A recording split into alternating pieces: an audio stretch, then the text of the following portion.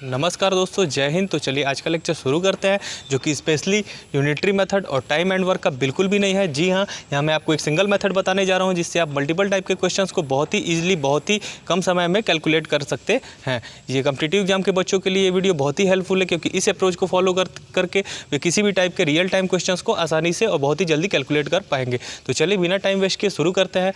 जी हाँ, देखिए, इस सिंगल मेथड को समझने के लिए आपको दो चीज़ें समझना बहुत ही ज़रूरी है। एक है डायरेक्ट रिलेशन और एक है इन्वर्स रिलेशन। तो मैं इसे आपको समझा देता हूँ, आप थोड़ा बहुत इसे जानते भी होंगे। देख लेते हैं डायरेक्ट रिलेशन क्या होता है और इनडायरेक्ट रिलेशन क्या होता है।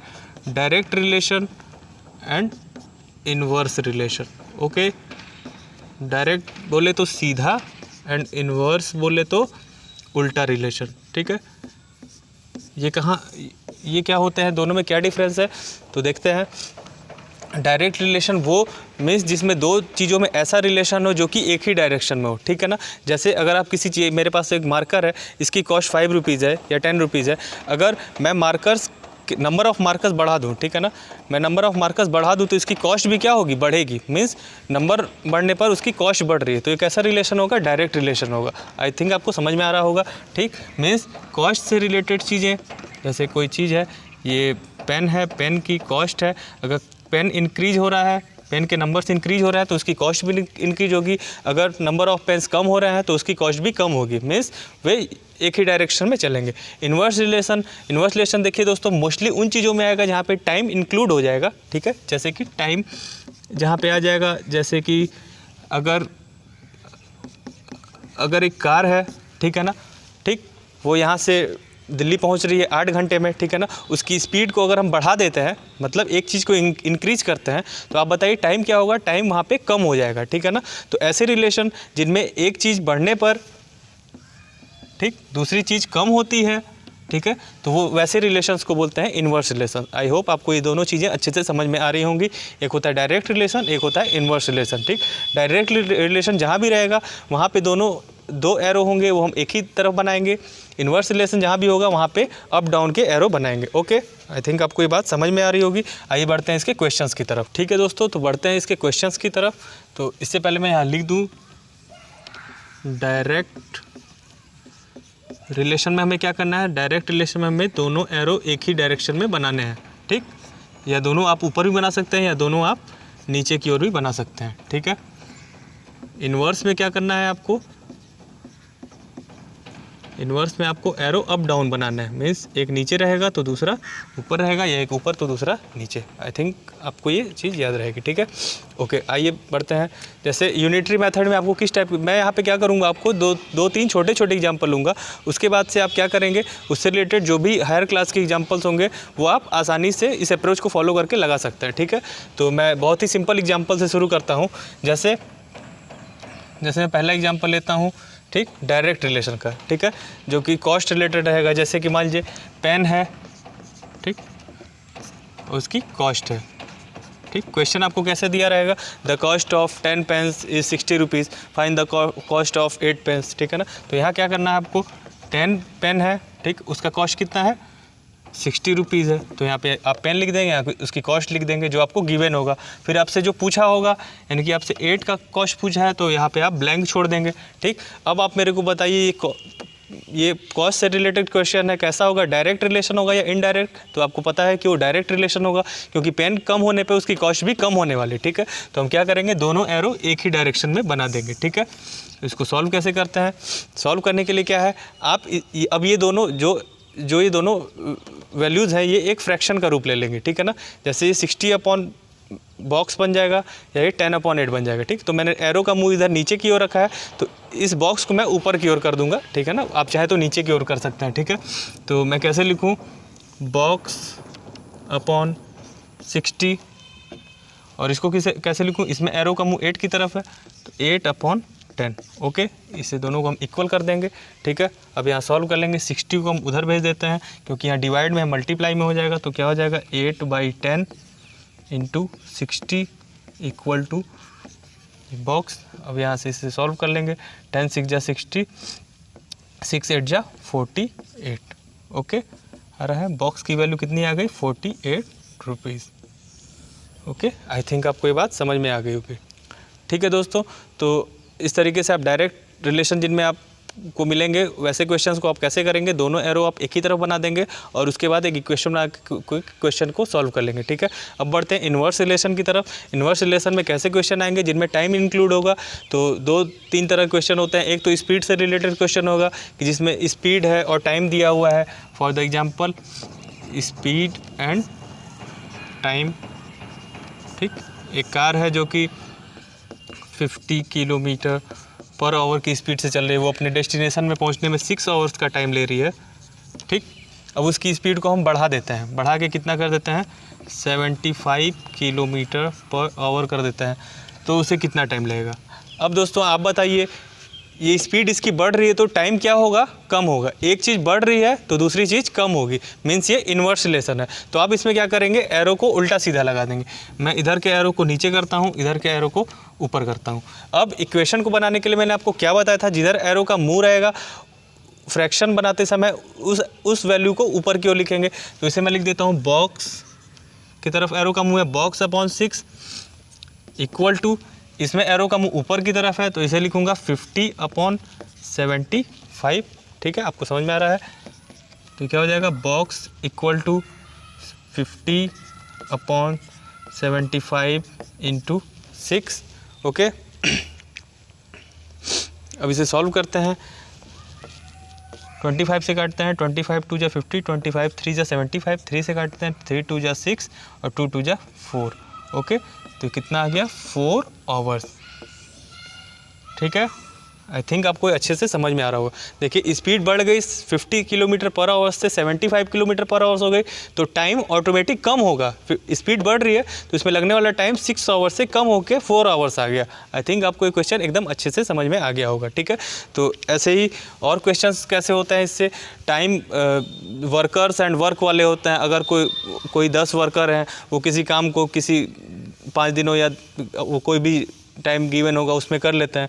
अब वर्कर नंबर ऑफ़ वर्कर्स बढ़ा देने पे क्या होता है, नंबर ऑफ़ वर्कर्स बढ़ा देने पे उनका जो लगने वाला टाइम है वो कम हो जाता है, नंबर ऑफ़ डेज़ कम हो जाता है। नंबर ऑफ़ वर्कर्स कम कर देंगे तो क्या होगा, नंबर ऑफ़ डेज़ बढ़ जाएंगे। ठीक है ना, तो आई थिंक आपको ये दोनों टाइप के क्वेश्चन अच्छे से समझ में आ गए होंगे। ठीक है दोस्तों, तो आई होप ये टेक्निक आपको एकदम अच्छे से समझ में आ गई होगी। तो दोस्तों मैं यहाँ पे आपको कुछ और प्रॉब्लम्स बता देता हूँ जो कि रेशियो से, परसेंटेज से और फ्रैक्शन से रिलेटेड रहेगा। मैं यहाँ बहुत छोटे छोटे एग्जांपल लेके आपको समझा दूंगा, फिर आप खुद से प्रैक्टिस करके उसमें एक्सपर्ट हो सकते हैं और आप किसी भी तरीके के क्वेश्चन को इस मेथड से आप लगा सकते हैं। ओके, तो सबसे पहले आ जाते हैं, एक रेशियो का क्वेश्चन उठाते हैं।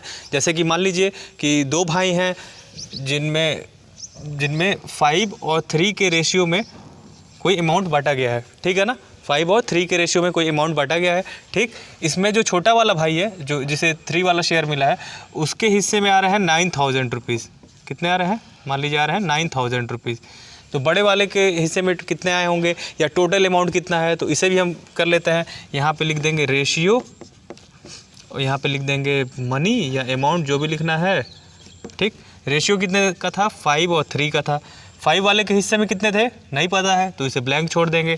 3 वाले के हिस्से में कितने रुपए थे, तो 9,000, तो यहाँ पे 9,000 हमने लिख दिया।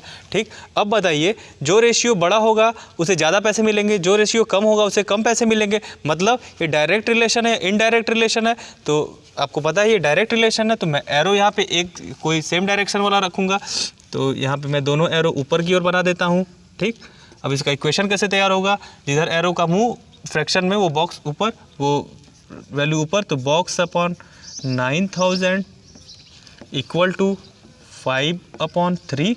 ओके, अब क्या करेंगे, इसे सॉल्व कर लेंगे। बॉक्स इक्वल टू कितना होगा, 5/3 × 9,000 काट देंगे, 3 3 ज़ा 9, 000, 3 5 ज़ा 15,000 रुपीज़।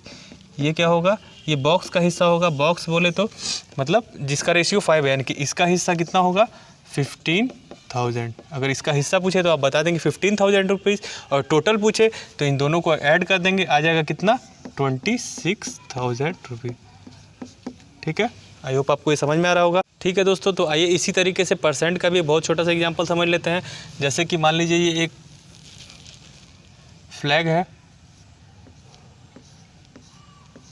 ठीक है, इसका कुछ हिस्सा पानी में डूबा हुआ है वो हिस्सा कितना है, मान लीजिए 30% हिस्सा पानी में डूबा हुआ है, ठीक है ना।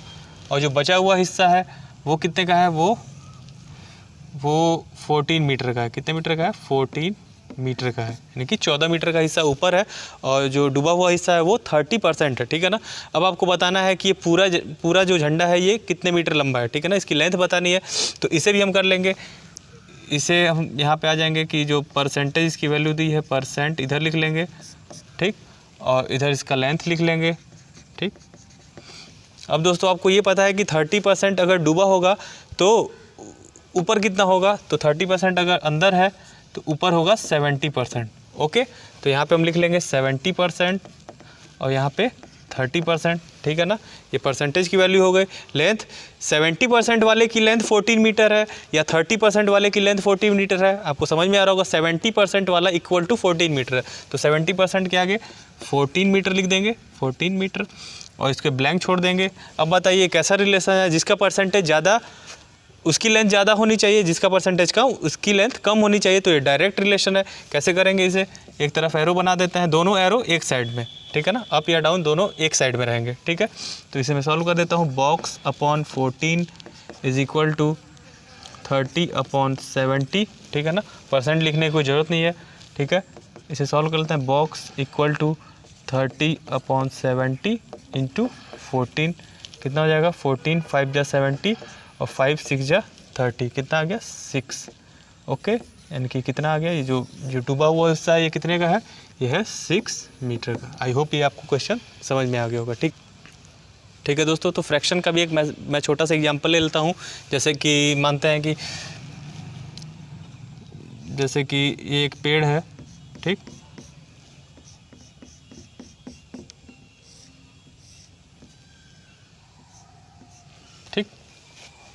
इसका कुछ हिस्सा जो कि 3/7 हिस्सा है, ठीक है ना, वो आंधी आई और वो टूट के गिर गया, ठीक है ना। इतना हिस्सा क्या हुआ, टूट के गिर गया।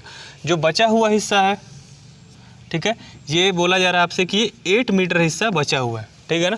आप बताओ कि पूरे पेड़ का लेंथ कितना था, ठीक है ना। तो आप देख के आप समझ सकते हैं कि 3/7 अगर फ्रैक्शनल वैल्यू में देखें तो अगर 3/7 किसी चीज़ में से निकल गया तो उसका बचा हुआ हिस्सा कितना है, उसका बचा हुआ हिस्सा 4/7 है।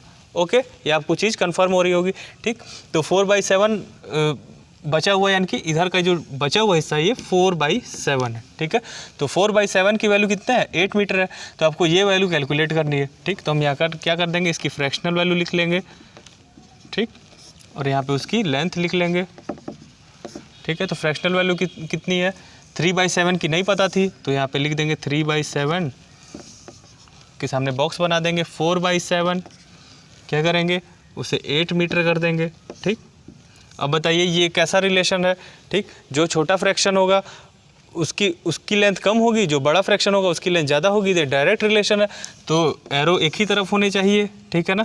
अब मैं आपको बता दूं, देखिए दोनों के डिनोमिनेटर सेम है तो हम इसे आसानी से मिटा सकते हैं, इसे लिखने की कोई ज़रूरत नहीं है, ठीक है ना। या अगर हम लिखते भी हैं तो बाद में एक दूसरे से ये कैंसिल हो जाएंगे, ठीक है। तो अब इसे करते हैं, box upon 8 equal to 3/4। Okay, तो आ जाते हैं बॉक्स इक्वल टू 3/4 इंटू 8, 4 2 जा 8, 2 3 जा 6। तो इसकी वैल्यू कितनी हो गई, 6। किसकी वैल्यू 6, यानी कि जिधर 3 फ्रैक्शन, मतलब जो 3/7 वाला फ्रैक्शन था उसकी वैल्यू कितनी आ गई, 6।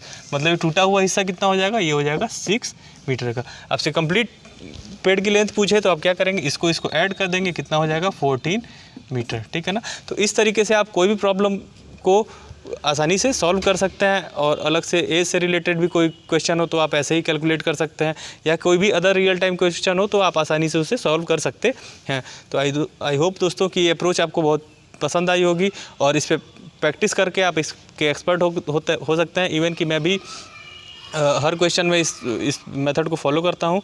तो आप इसे लाइक कीजिएगा अगर पसंद आए, और शेयर ज़रूर कीजिएगा। Okay, thank you.